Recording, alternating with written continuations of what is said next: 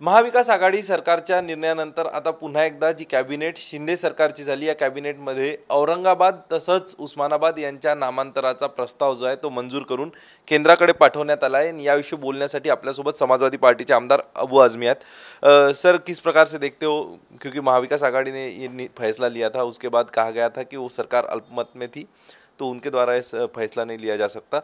आज फिर से एक बार मौजूदा सरकार ने ये फैसला लिया है। देखिए, ऐसा है कि महाविकास आघाड़ी के जो मुखिया थे श्री उद्धव ठाकरे साहब ने इसीलिए ये लिया था मुद्दा। हालांकि सरकार 2.5 साल चली, ये मुद्दा नहीं आया, लेकिन उनको लगा कि अब होड़ लग गई है, कौन बड़ा हिंदुत्ववादी है, तो इसलिए उन्होंने कि अब ये सरकार जा रही है तो जो सरकार आएगी वो ये करने वाली काम है, तो उन्होंने ये काम कर दिया।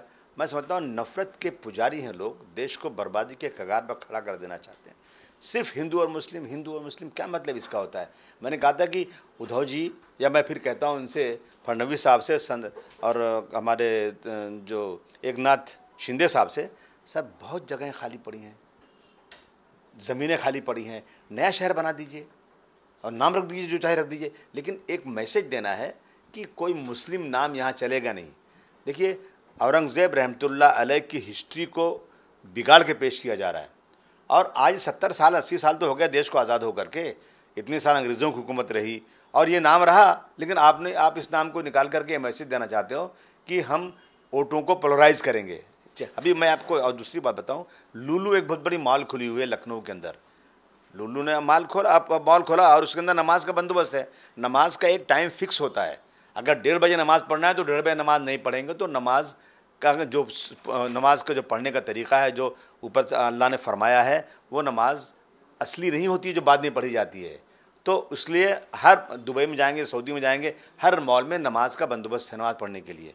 दुबई में तो मंदिर भी है, हर जगह पूजा हो रही है, लेकिन कल से देख रहा हूँ कि उस नमाज में उस मस्जिद में मॉल में जुमा की नमाज़ पढ़ेगी, उसके बाद एक होड़ मच गई है वहाँ पर, हनुमान चालीसा पढ़ा जा रहा है, वहाँ पे कीर्तन पढ़ा जा रहा है और किया जा रहा है। अरे ये मैसेज गलत जा रहा है देश के अंदर, लेकिन बनाइए ना। अब हाँ, लेकिन जो औरंगाबाद और वहाँ उस्मानाबाद नामकरण का जो मुद्दा है, यहाँ पर उसको मान्यता दी गई है और जो प्रस्ताव है केंद्र के पास भेजा गया है। क्या केंद्र सरकार में आप इस बात का विरोध करोगे? आप महाराष्ट्र के प्रदेशाध्यक्ष हो, समाजवादी पार्टी केंद्र में भी है, क्या केंद्र में मिलकर अखिलेश जी के साथ आपसे इस बारे में बात होकर ये विरोध करोगे आप? नहीं, मेरा विरोध करके फ़ायदा क्या, मैं विरोध करूँगा लेकिन कुछ उसका होने वाला नहीं है। ये सब एक ही थैले के चट्टे बट्टे हैं। अभी आप बीजेपी का तो पहले से है, उत्तर प्रदेश में कितने नाम बदल दिए। सरकार सेंटर में सरकार जो है, दिल्ली में सरकार बीजेपी की है, उनका तो पहले से इशू चल रहा है। अब यहाँ ने किया हुआ तो वहाँ से फटाफट उनको अप्रूवल आ जाएगा, वो तो उनकी मर्जी से काम ही हो रहा है। लेकिन क्या है कि अल्पसंख्यकों के लिए ये ज़मीन तंग की जा रही है, और मैं कह रहा हूँ कि इससे देश का नुकसान है।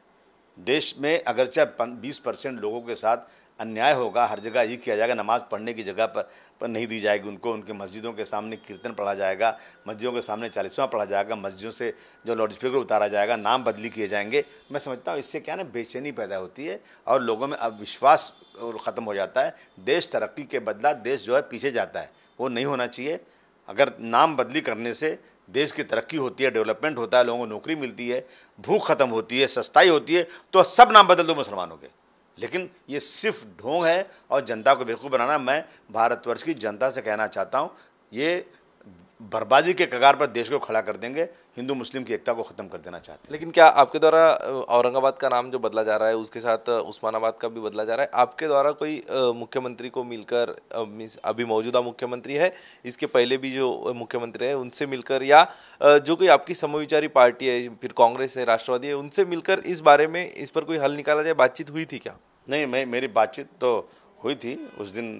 मेरी बात हुई थी अपना जो एक्स मुख्यमंत्री पृथ्वीराज चौहान साहब से, वो तो बिल्कुल ख़िलाफ़ थे, बोले गलत हुआ ये, हम लोग शामिल थे, हमसे बात नहीं की कि हमारे लोग जो अंदर बैठे थे उनको उसका विरोध करना चाहिए था कैबिनेट में, लेकिन कांग्रेस और एनसीपी के लोगों ने इसका विरोध वहाँ नहीं किया।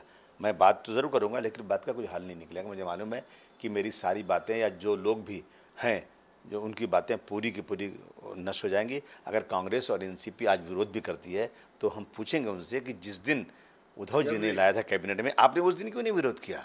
आप विरोध करने का, आप घड़ियाले आंसू बहाने का मतलब क्या है? कुछ मतलब नहीं होता इसका। तर आपण बघतोय देशात फक्त हिंदू आणि मुस्लिम यांचं पोलरायझेशन करण्यासाठी असे प्रयत्न सरकारकडनं केले जात आहेत आणि या सगळ्या संदर्भात मी कुठेही तक्रार करणार नाही, कारण तक्रार केली तरी यावरती काही फायदा होणार नाही अशा शब्दात या सगळ्यावरती प्रतिक्रिया अबू आझमी यांच्याकडनं दिली झाली। कॅमेरा पर्सन चरण मार्गमसह अक्षय कुडकेलवार, TV9 मराठी, मुंबई।